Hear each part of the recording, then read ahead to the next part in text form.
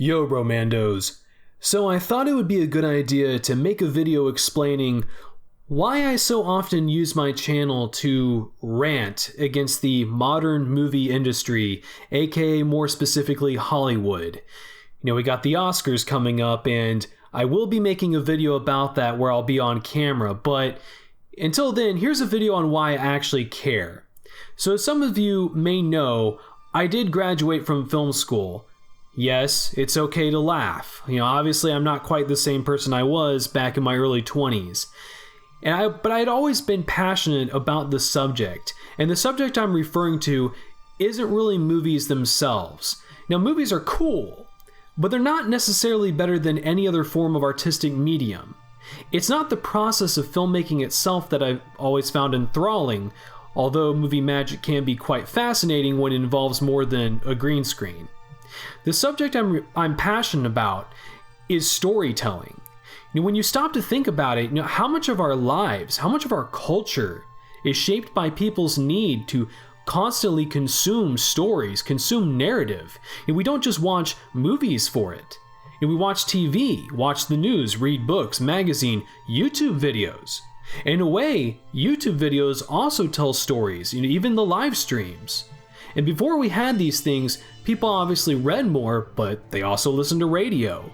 And before that, they sat around campfires swapping yarns and, you know, drawing on cave walls. The point is that stories are important no matter what corner of the world you belong to. And the art of storytelling is as old as mankind itself. And the value of a good story is timeless. It's priceless. You may read a book today that people will still be reading thousands of years from now in the future. You can't put a price on that. And the power of story is mythic. It's primal. It has the ability to reach into the darkest corners of whatever constitutes our soul and light a fire that can change how you believe, and by doing so, change your entire life. At the same time, stories can be used to lie to people, keep them down, and the truth suppressed. That's what's called propaganda, and it's a form of storytelling too, really. You know, when the media does it, it's called narrative.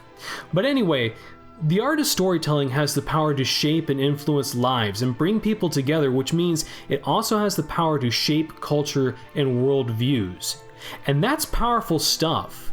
And movies are interesting because they tell stories visually. Now, you can argue that books are better because your imagination formulates a vision of what the story should look like using the words on the page. It's more engaging, that is true. But a book can take a long time to read depending on who you are.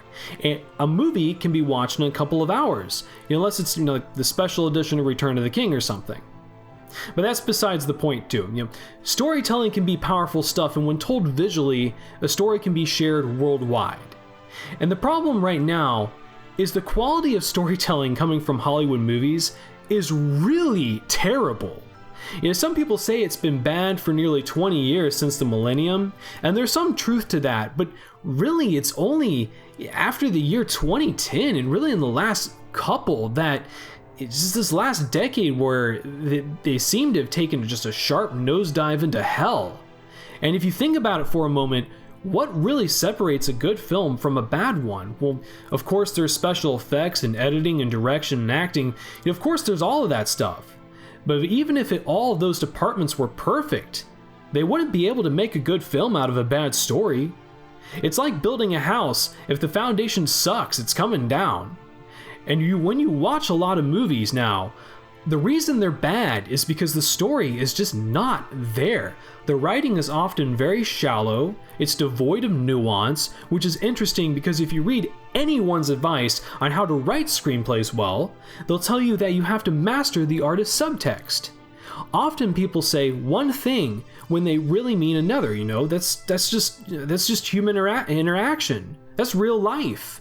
And movies aren't supposed to be real life, but you know what I mean. It's like when people say what they exactly mean on screen, it comes across as very boring. It's not engaging. It's just bad, hackneyed writing.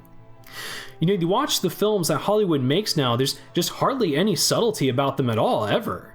But there's another huge problem with them too, and that's that they're often didactic. Now, didacticism is when the writer resorts to obviously using their platform to soapbox about any number of issues. It basically just inserts their worldview into the story in a very obvious and heavy-handed sort of way. And avoiding didacticism is another thing that screenwriting gurus will tell you is essential if you're going to become a good screenwriter and find success in that world, or just be a good writer in general. So Hollywood is not following their own rules when it comes to making good films, when it comes to writing good scripts. And there are a lot of theories for that, why that is, of course. But I want to go back to a word I used a little bit before, and that's worldview. So a person's worldview is closely tied to whatever value system they have, and therefore greatly determines how they view right and wrong, how they view morality.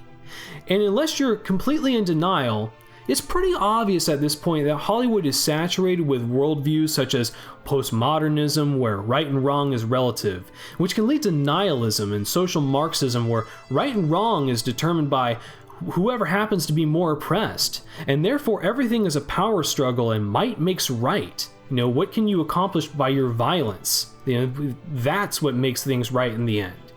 And look, I'm sorry, I'm not trying to preach at you if you're watching this.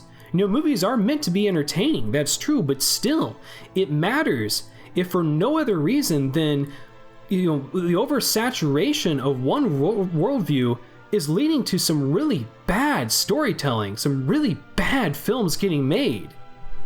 And the ramifications for this can be bigger than people even realize. Look, I think because stories have a way of promoting value structures, whether they mean to or not, for example, there's a really cool documentary on Netflix called Chuck Norris versus Communism, where a lot of Chuck Norris movies were dubbed over and they were smuggled into communist bloc countries because they showed people that there was life outside of the Iron Curtain back then. And that was a way that they were, it showed them that they were being treated, the way they were being treated was abusive, and that individuals could make a difference and individuality mattered. So it's a big deal. Again, it goes back to the power of storytelling. When people refer to Hollywood as being too politically correct, we don't mean that movies have become more polite, although it does make, all entertainment pretty boring.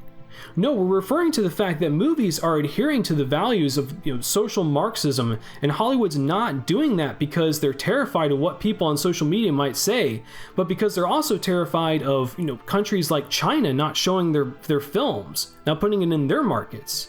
And the term politically correct, again, wasn't invented to make people more polite. It was invented by Mao Zedong of China to mean that someone held the proper political views that were considered correct by the government. In other words, to be not politically correct means you're guilty of wrongthink, and you can only be guilty of wrongthink if you are an individual with individual thought. So again, I'm not saying all this to pass moral judgments. That's not what I'm trying to do here. I'm not saying all stories need to reflect my worldview instead of someone else's. But I am saying that the rise of political correctness in Western entertainment isn't good, given the terms of its, sinister origin. And it's also no coincidence that its rise in our entertainment correlates directly to a steady uptick in really shitty storytelling. So anyways, thanks for watching, Bromandos. If you liked what you saw, I hope you'll stick around. I'm THOMPSONATOR. I'll see you all again soon for more action. Be sure to be, on the lookout for that Oscars video. Thanks for watching again.